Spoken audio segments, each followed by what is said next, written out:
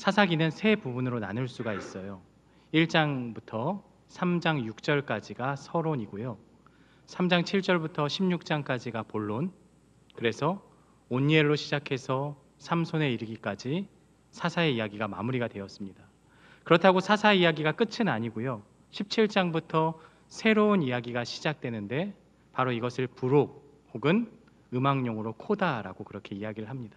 이 부록의 말씀은 먼저 17장과 18장에서 미가와 또한 그 제사장 레위인 청년의 이야기가 담겨 있고요. 이것을 통해서 그들의 영적인 타락, 종교적인 문제에 대해서 살펴볼 수 있고요.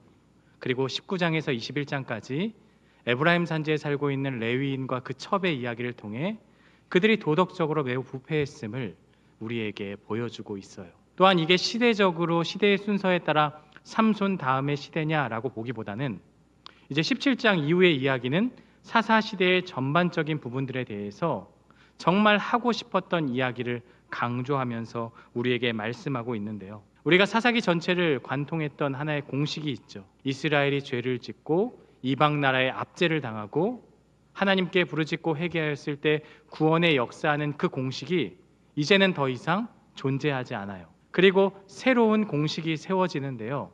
우리 함께 한 목소리로 읽어볼까요? 그때에는 이스라엘의 왕이 없으므로 사람마다 자기 소견에 옳은 대로 행하였더라. 여기서 왕은 인간 왕을 말하는 게 아니라 하나님이 그들 가운데 있었지만 하나님을 왕으로 인정하지 않았기에 그들은 자기 소견에 옳은 대로 행동하고 판단하였다라는 것을 우리에게 말씀하고 있어요. 이 진단은 이스라엘이 왜 평안을 누리지 못했는가?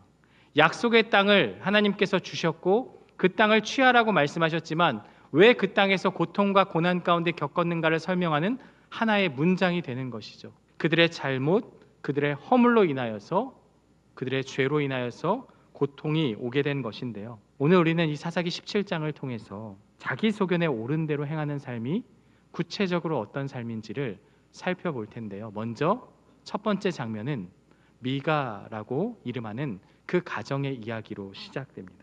이 미가라는 이름, 미가 예후라는 말의 줄임말인데 여호와 같은 자가 누가 있는가? 이 이름값대로 살지 못하고 하나님의 마음을 아프게 하였는데요. 우리 2절 말씀을 함께 읽도록 하겠습니다. 그의 어머니에게 이르되 어머니께서 은 1,100을 잃어버리셨으므로 저주하시고 내 귀에도 말씀하셨더니 보소서 그 은이 내게 있나이다. 내가 그것을 가졌나이다 하니 그의 어머니가 이르되 내 아들이 여호와께 복받기를 원하노라 하니라. 분명히 미가가 어머니의 은을 훔친 것은 사실입니다. 그런데 그가 왜 자백했느냐를 우리가 한번 살펴봐야 되는데요. 어머니의 저주 때문이죠. 이 저주라는 것이 자기 마음 가운데 찔림이 되어서 죄로 인한 회개와 참회가 아니라 그저 이 저주를 면하기 위해서 아들은 어머니에게 진실을 고백하고 있는 것이죠. 여러분, 이것은 진정한 회개가 아닙니다. 그저 저주를 피하기 위한 그러한 미신적인 신앙에 불과해요. 근데 더욱 심각한 문제는 어머니에게서 나타나요. 아들이 그걸 훔쳤다고 얘기하면 정상적인 반응은 일단 혼내야죠. 그런데 갑자기 저주를 축복으로 바꿔요. 이게 어머니의 진정한 사랑의 마음일까요? 잘못된 자식 교육이 여기서 나타나는 거죠. 이렇게 자녀를 감싸는 이러한 방식이 당시 이스라엘에 만연했던 잘못된 모습이요, 저주를 축복으로 막 바꿔버리는 이러한 잘못된 행태가 그들의 삶 가운데 있었다라는 것을 보여주고 있어요. 하나님 앞에 범죄한 것이고 부모의 돈을 훔친 것은 분명히 잘못된 것이에요. 그러나 이상하게 성경은 어떤 그런 질책과 회개의 현장이 나오지 않고 그냥 복을 구하고 하나님께 축복을 이야기하는 것은 결코 바른 교육 방식이 아니다라는 거죠. 이제 이 돈을 여호와를 위해서 사용한다라고 말하면 다시 그 돈을 아들에게 주면서 하나님을 위해서 무언가 하자라고 그렇게 말해요. 그런데 아들은 이 돈을 받을 수가 없어요. 이미 그 돈에 대해서 저주의 메시지를 들었기 때문에 아들은 그 마음 가운데 두려움과 떨림이 분명히 있었겠죠. 그래서 아마도 그 돈을 다시 어머니께 드린 것으로 보입니다. 그런데 문제는 이 어머니가 그 돈을 받은 이후에 이상한 짓을 벌여요. 우리 3절을 보면 내가 내 아들을 위하여 한 신상을 새기며 한 신상을 부어 만들기 위해 내 손에서 이 은을 여호와께 거룩히 드리노라. 분명히 뒷부분만 보면 여호와께 거룩히 드린다라고 좋은 표현이 있지만 앞을 보면 내 아들을 위해서, 아들의 저주를 복으로 바꾸기 위해서 무엇을 하냐면 신상이라는 것이 두 개가 나와요. 첫 번째 신상은 페셀이라고 해서 새기는, 조각하는 그런 우상을 말해요. 10계명의 제2계명과 같은 거죠. 두 번째 신상은 마세카라고 해서 그것은 무엇을 말하느냐? 뭔가 주조하는, 마치 이스라엘 백성이 모세가 10계명을 받으러 올라갔을 때 만들었던 금송아지와 같은 것을 말하는 거예요.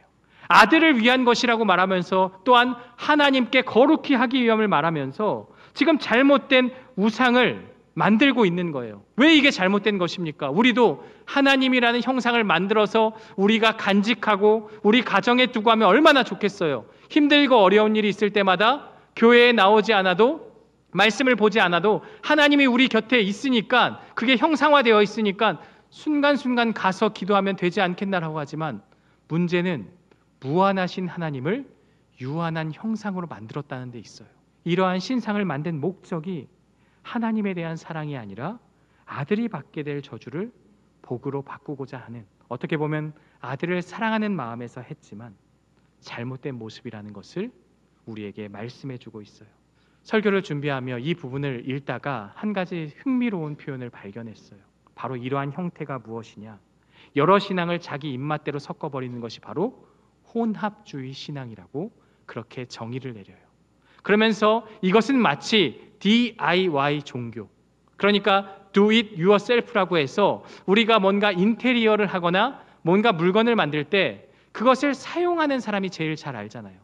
누군가에게 의뢰를 하기도 하지만 내가 사용하기 때문에, 내가 잘 알기 때문에 내가 만들어버리는 경우가 있어요. 그걸 DIY라고 하는데, 그렇게 가구를 만들고 인테리어를 하고 뭔가를 만드는 것처럼 하나님을 믿는 믿음을 자기 방식대로 혼합해서 막 만들어버리는 거예요. 하나님이 기뻐하실까 아닐까가 아니라 내가 보기에 이거 하나님이 좋지 않을 거야 라고 스스로 판단하면서 자기 취향에 맞게 그렇게 행동하는 신앙이 바로 혼합주의 신앙이라는 것을 우리에게 말씀하고 있습니다. 오늘 우리는 하나님께서 내 감정만을 지지해주고 내가 원하고 바라는 대로 이끌어주는 그런 하나님을 원하신다면 바로 이것 또한 이들의 우상과 다를 바가 없다는 것을 우리에게 말씀해주고 있습니다. 미가는요, 예배의 시스템 자체를 자기 방식대로 다 바꾸어 버린 거예요. 우리 5절 말씀을 함께 읽어볼까요? 그 사람 미가에게 신당이 있으므로 그가 에봇과 드라빔을 만들고 한 아들을 세워 그의 제사장으로 삼았더라. 미가의 집에 이미 신당이 있었다. 이 집안이 보통 집안이 아니라는 것을 말하고 있죠. 그런데 거기에 에봇과 드라빔을 제작해요. 이미 신상은 만들었고요. 은장색에게 의뢰를 했고요. 당시 이스라엘의 공식 예배 처소는 실로에서 예배해야 함에도 불구하고 자기만의 사적인 개인 공간에서 온갖 기구들을 다 만들어서 예배의 처소로 만들어버렸다. 이것이 바로 맞춤형 종교의 본질입니다.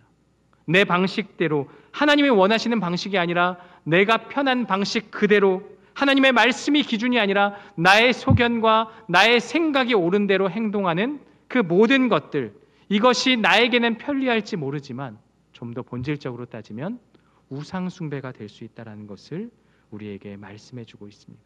미가는 신상과 에봇과 드라빔 그리고 신당을 가지고 만족하지 못해요. 그에게 있어서는 그 제사장이라는 예배를 드려주는 그 사람이 필요했는데 자기 아들 중에 한 명을 그냥 제사장으로 세워버립니다. 이런 시대였어요. 아론의 제사장, 아론의 가문 가운데서 레위지파 자손 가운데 그 사람을 세워야 함에도 불구하고 자기 가정을 위한 제사장으로 말미암아 세우기 위해서 그 제사장을 자기 아들을 세웠다. 굉장한 죄를 범하고 있는 것이에요.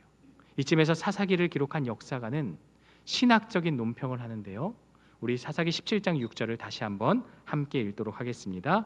그때에는 이스라엘에 왕이 없으므로 사람마다 자기 소견에 옳은 대로 행하였더라. 단순한 역사적인 기록이 아니라 한 시대의 영적인 도덕적인 상태를 뜻하는 그러한 논평입니다. 왜 그들이 가나안에서 평안을 누리지 못했는가? 그들의 문제가 무엇인가라는 것이 바로 이 한 절에 자세히 설명되어지고 있어요. 정말 왕이 없었습니까? 하나님은 그들 가운데 왕으로 함께 하셨습니다. 그러나 그 하나님을 인정하지 않아요. 하나님의 말씀은 사라졌고 그 자리에 자기의 소견, 자기의 감정과 자기의 지식이 자리 잡는 순간 선과 악을 판단하는 기준이 하나님이 아니라 자기 자신이 되어버린 거예요. 이 모든 것, 이러한 모습들, 오늘 우리에게는 어떠한 신앙으로 보여지고 있습니까? 뷔페에 가면 내가 원하는 것만 담을 수 있어요. 내가 좋아하는 것만 먹을 수 있어요. 그러다 보면 이 신앙이 어떻게 되느냐? 하나님의 말씀 가운데서 축복의 말씀, 좋은 말씀만 받아들이고 나에게 불편한 말씀은 다 배제하는 거죠. 이것이 바로 사사시대의 모습과 다를 바가 없다는 것을 우리에게 말씀하고 있습니다. 바른 신앙은 말씀대로 그분을 섬기는 것에 있습니다. 때로 우리의 생각과 감정이 세상의 가치관과 충돌할 수 있어요. 그 시간이 사실은 우리를 빚어가는 하나님의 시간입니다. 정말 불편하지만 그것이 하나님의 뜻이라면 감당하고 인내하며 그 말씀을 받는 것, 그것이 바로 사사시대의 그들의 잘못된 모습을 따라가지 않는 신앙이라는 것을 우리에게 말씀하고 있습니다. 오늘 우리는 내가 만든 신 그 우상을 내려놓고 오직 하나님만을 섬기기로 결단하는 저와 여러분들 되시기를 주님의 이름으로 축원합니다. 이렇게 모든 것을 갖춘 미가 앞에 뜻밖의 인물이 등장하는데 오늘 본문의 두 번째 인물, 바로 레위 사람 청년의 이야기입니다.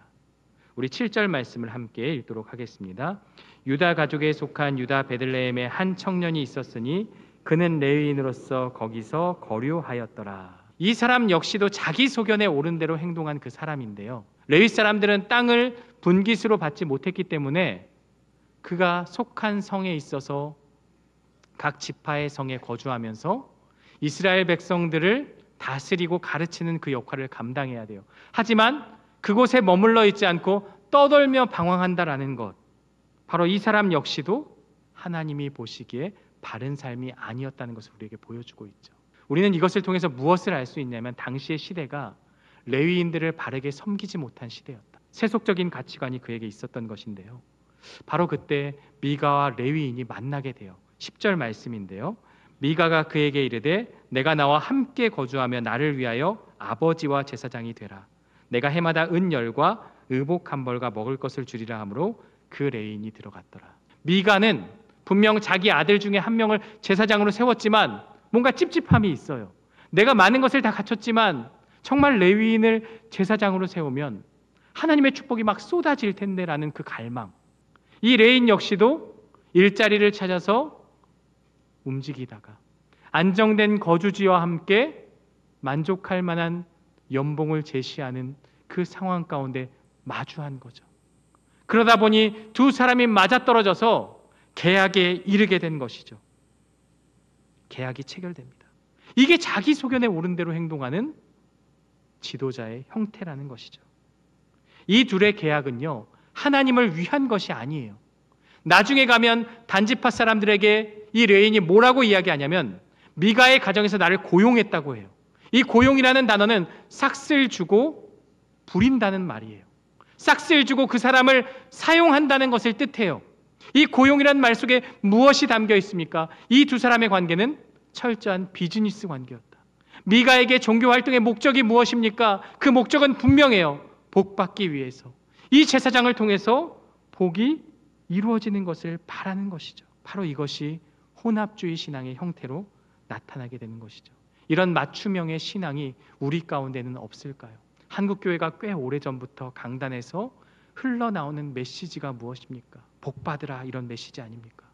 축복을 막 쏟아내면서 사람들 마음을 불편하게 하는 메시지가 아니라 마치 그 사람들의 아픈 곳을 긁어주는 것처럼 그렇게 축복에 관한 이야기, 위로에 관한 메시지만 전하면서 강단이 변질되었던 거죠. 목회자는 어떠합니까? 뭔가 이 교회와의 관계에서 하나님의 말씀을 전하는 그러한 사람으로서의 사명을 감당하는 게 아니라 성도들의 마음에 맞는, 입맛에 싹 맞는 그러한 메시지를 전하게 되면서 점점 강단은 회개의 메시지가 사라지고 불편한 메시지가 사라지고 있는 것이죠. 바로 이런 맞춤형 신앙의 모습이 한국 교회에도 만연해 있는 것이죠. 이것은 잘못된 것입니다. 강단에서는 축복의 말씀도 전해지기도 하지만 순간순간마다 이 말씀이 드러내고자 하는 그 분명한 말씀, 그 말씀을 가지고 때로는 회개의 메시지, 나의 마음을 불편하게 만드는 메시지가 전해져야 한다는 것이죠. 그것을 통해서 우리 자신을 돌아보고 하나님과 가까워지도록 만드는 것이 바로 필요한 것인데, 우리의 모습 가운데는 이러한 모습이 있다는 것을 보게 되어지는 것이죠. 결국 미가가 이 모든 것을 만들고 제사장마저 고용하면서 원했던 목적이 무엇입니까? 바로 13절에 그 목적이 나와 있는데 우리 함께 읽겠습니다. 이에 미가가 이르되 내 제사장이 되었으니 이제 여호와께서 내게 복 주실 줄을 아노라 하니라. 우리가 주목해야 될 표현은요, 내 제사장이라는 표현이에요. 개인을 위해서 개인을 축복하는 말도 안 되는 제사장이 생겨난 것이에요. 그러면서 목적을 얘기해요. 이제 제사장이 나에게 있으니 하나님께서 복 주시기를 안다라고 그렇게 고백하고 있어요. 여러분, 이게 기복신앙의 전형적인 특징입니다. 내가 모든 것을 갖추면 자판기에서 음료수가 쏟아지듯이 하나님은 나에게 복을 주셔야 한다라는 거예요. 나의 헌신과 나의 예배와 나의 봉사와 모든 섬김이, 내가 드리는 물질이 하나님으로부터 복을 받기 위해서 우리는 그렇게 생각한다면 이 미가의 가정의 모습과 다를 바가 없다는 거예요. 여기서 미가는 한 가지 공식을 세우죠. 내가 만든 신상, 내가 세운 신당, 내가 고용한 레위인 제사장, 이 모든 공식이 무엇을 말하고 있습니까? 바로 하나님의 자동적인 축복을 말하는 거예요. 내가 만들었고 내가 세웠고 내가 제사장을 세웠으니 이제 하나님은 자동적으로 나에게 축복을 주셔야 한다. 이게 사사시대 전반에 나타나고 있는 그러한 잘못된 모습의 형태라는 것이죠. 인격적인 관계, 말씀에 대한 순종, 회개의 절차가 전혀 생략되어 있고, 그는 그저 내가 다 만들었으니 하나님은 나에게 복을 쏟아주기만 하면 된다는 이러한 기복신앙의 모습을 보였던 것이죠. 신앙의 목적이 하나님을 알아가는 것도 아니고요, 하나님을 기쁘시게 하는 것도 아닙니다. 오로지 내 삶의 축복, 그것만을 바라고 있는 거죠. 사랑하는 성도 여러분, 우리의 모습을 한번 돌아봅니다. 내가 주의를 지켜요. 예배 자리에 그냥 오지 않았어요. 물질도 드려요. 때로는 봉사와 섬김으로 열심을 다해 살아갑니다. 나의 이런 경건의 행위들이 정말 하나님을 사랑하고 감사의 표현으로 내가 그렇게 섬기고 있는 것입니까? 아니면 혹시라도 아주 작지만 내 가정이 복받기 위해서, 내 자녀가 형통하기 위해서, 때로는 이렇게 하지 않으면 하나님께서 재앙을 주실까 두려워서 일종의 보험처럼 그러한 것을 하고 있다면 잘못된 것이라는 것을 우리에게 말씀하고 있어요. 오늘 우리는요, 무엇을 얻을까를 원하는 것이 아니라 어떻게 나는 그분의 뜻을 따를까라는 것을 고민해야 합니다. 내가 하나님을 위해서 무엇을 할까를 생각하기 전에 하나님께서 나에게 베풀어 주신 은혜와 그분이 나에게 하신 일을 깨닫는 것이 먼저라는 것을 우리에게 말씀해 주고 있어요. 하나님이 나에게 하신 일을 깨닫게 되면 자연스럽게 나의 삶의 모습 속에서 하나님을 위한 섬김으로 나아갈 수 있게 되는 것이죠. 그런데 정말 신기하게도 미가가 그토록 원하고 바라고 다 이루었다라고 한 그 종합 세트가 어떻게 된 줄 아십니까? 바로 다음 장을 가면요, 단지파 사람들에게 다 빼앗겨요. 우리 18장 24절을 함께 읽어보겠습니다. 미가가 이르되 내가 만든 신들과 제사장을 빼앗아 갔으니 이제 내게 오히려 남은 것이 무엇이냐? 너희가 어찌하여 나더러 무슨 일이라고 하느냐 하는지라. 내가 다 준비하고 이제 복을 받길 원한다라고 말하지만 이 모든 것을 다 빼앗아 갔기 때문에 내게 남은 것이 없다라고 말해요. 그가 만든 신은 위기의 순간에 아무런 도움이 되지 못해요. 이 모든 혼돈의 근본적인 목적이 이스라엘에 왕이 없었기 때문이라고 정의하고 있어요. 정말 왕이 없었을까요? 하나님을 왕으로 여기지 않았기 때문입니다. 그렇다면 이 말씀을 통해서 우리는 분명한 해결책을 찾게 돼요. 이스라엘의 왕이 없었기 때문에 자기 소견에 옳은 대로 행동한 그들의 문제는 왕이 있으면 되는 거예요. 바로 하나님을 왕으로 모시면 내 소견이 아니라 하나님의 뜻대로 행할 수 있는데요, 오늘 말씀을 통해서 우리는 첫 번째 무엇을 깨달을 수 있느냐? 내 생각을 내려놓고 하나님의 계시된 말씀, 즉 성경에 온전히 순종하는 것이 바로 하나님을 왕으로 모시는 삶의 모습이라는 것을 우리에게 가르쳐주고 있어요. 이게 무너지게 되면 내 편의대로 가게 돼요. 이게 무너지게 되면 내 마음대로 움직이게 돼요. 내게 유익이 되는 부분만 선택하며 살아가게 되는 거예요. 하나님의 공의와 진노, 돈에 대한 엄격한 가르침, 원수를 사랑하는 그 말씀 앞에 우리가 실천하고자 하는 마음이 생겨날 수 있지만 그것이 불편하다고 여기면 우리는 그것을 배제해 버리는 것이죠. 시대가 바뀌어도 그 시대에 맞게 움직이는 것이 아니라 우리는 이 기록된 하나님의 말씀을 최종 권위로 붙잡고 나아가야 하는 것, 이것이 하나님을 왕으로 모시는 우리 삶의 모습이라는 것을 우리에게 가르쳐주고 있습니다. 그리고 이것에 시작하지 않는, 잘못된 길로 가지 않는 그 출발점은요, 성경을 마음대로 해석하지 않는 것에서 시작된다는 것을 우리에게 보여주고 있습니다. 하나님을 왕으로 모시는 그 방법의 두 번째는요, 내 만족을 위한 종교 행위가 아니라 하나님을 사랑하고 그분께 영광을 돌리는 예배를 회복하는 것에 있습니다. 예배의 중심이 누구에게 있습니까? 우리가 드려지는 모든 예배는 하나님 중심이 되어야 합니다. 미가는 모든 것을 갖추고 다 만족할 만한 것들을 다 준비하였습니다. 그러나 이것이 예배가 아닌 이유는 하나님께 영광을 돌리는 것이 아니라 자기 자신을 위한 종교 행위에 불과하기 때문이라는 거예요. 우리가 주의를 지키고 헌금을 드리고 봉사하고 하는 그 모든 것들이 그것만으로 내가 다 감당했다고 여기는 그러한 착각이 아니라 그 안에 이러한 모든 행위 가운데 나의 삶의 주권을 하나님께 드리는 온전한 결단과 순종으로 나아가지 않는다면 이러한 모습들은 공허한 재단에 불과하다는 것을 우리에게 말씀해 주고 있습니다. 참된 예배는 무엇입니까? 나의 만족이 아니라 하나님을 기쁘시게 하는 예배가 되어야 한다라는 것, 바로 그것이 하나님을 왕으로 여기는 그러한 삶의 모습이라는 것을 우리에게 말씀하고 있습니다. 마지막 세 번째는요, 하나님이 수단이 되어서는 안 되고요, 하나님이 목적이 되어야 합니다. 우리의 신앙의 목표는요, 하나님이 원하시는 것을 하는 것에 있어요. 우리의 신앙생활의 그 모든 것들이 그 목적이 어디에 있습니까? 하나님을 사랑하는 마음, 그분의 영광을 위해서 나를 드리는 그러한 삶의 예배가 되어야 함에도 불구하고 그러한 모든 것이 나의 만족과 내가 무엇을 얻기 위한 수단으로 전락한다면 그것은 바로 미가의 가정의 모습과 다를 바가 없다는 것을 우리에게 말씀하고 있습니다. 우리 신앙의 목표가 무엇이 되어야 합니까? 내가 바라고 원하는 일을 하는 게 아니라 하나님이 목적이 되어서 하나님을 기쁘시게 하는 삶의 모습, 그러한 모습으로 나아가는 저와 여러분들 되시기를 간절히 원합니다. 하나님을 왕으로 모신다는 건요, 우리 신앙의 패러다임을 완전히 전환하는 거예요.